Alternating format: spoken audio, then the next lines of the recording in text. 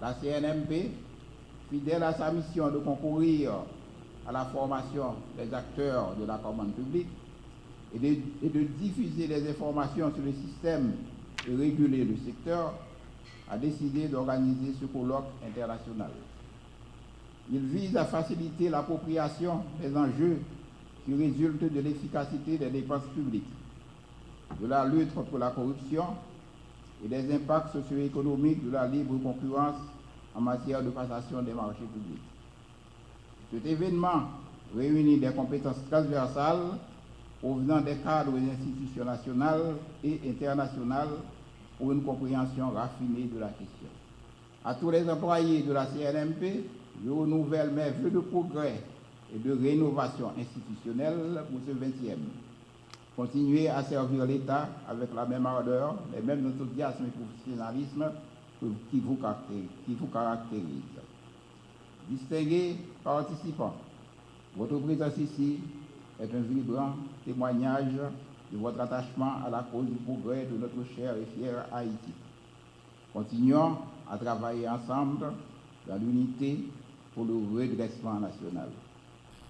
C'est avec un immense honneur que je prends la parole aujourd'hui à ce colloque très important pour l'avenir de la gouvernance publique et du développement en Haïti. La lutte contre la corruption, en particulier dans le domaine des marchés publics, est non seulement un défi institutionnel, mais aussi une responsabilité collective qui nous engage tous en tant que citoyens et acteurs du changement. La corruption n'est pas une simple infraction, c'est une érosion de la confiance, une barrière de l'accès équitable aux ressources et une entrave à la justice sociale. Lorsqu'une corruption gangrène les marchés publics, ce sont les services essentiels, éducation, santé, infrastructures, qui sont compromis. Ce sont les familles, et les travailleurs et les citoyens qui payent le prix. Mais la lutte contre la corruption ne peut pas être le seul fait des institutions. Chaque citoyen a un rôle fondamental à jouer. Dénoncer les irrégularités, et exiger la transparence et participer activement à la construction d'une société où l'intégrité est la norme. Les citoyens sont à la fois les victimes et les agents de changement. Leur vigilance, leur engagement et leur volonté de responsabiliser les institutions sont essentiels pour bâtir un avenir transparent et équitable.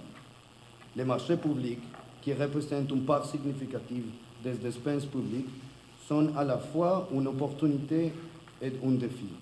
Ils sont les points d'insertion entre le secteur public, le secteur privé et la société. C'est un honneur pour moi de prendre la parole ce matin au nom du ministre de l'Économie et des Finances à l'ouverture de ce colloque de 2 jours tenu à l'occasion du 20e anniversaire de la Commission nationale des marchés publics sur le thème « Marchés publics, efficacité des dépenses publiques et lutte contre la corruption ». À travers le monde, les marchés publics représentent un levier majeur de politique économique à la disposition des pouvoirs publics et constituent un important débouché pour les entreprises de différentes tailles, grandes, moyennes et petites.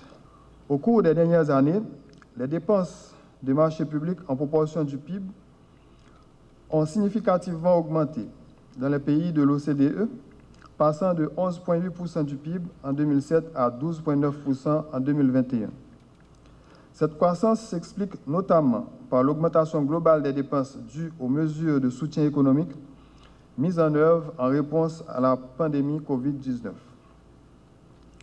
Mesdames, Messieurs, en Haïti, la CNMP, organe de régulation des marchés publics, joue un rôle important dans la chaîne des dépenses publiques et dans leur exécution.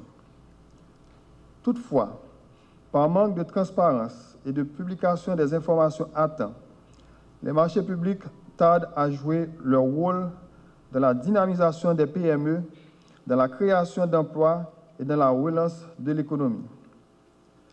La publication tardive des informations sur les marchés publics, la complexité des spécifications techniques, et j'en passe, font que ce sont les entreprises étrangères qui profitent des opportunités offertes dans ce domaine chez nous.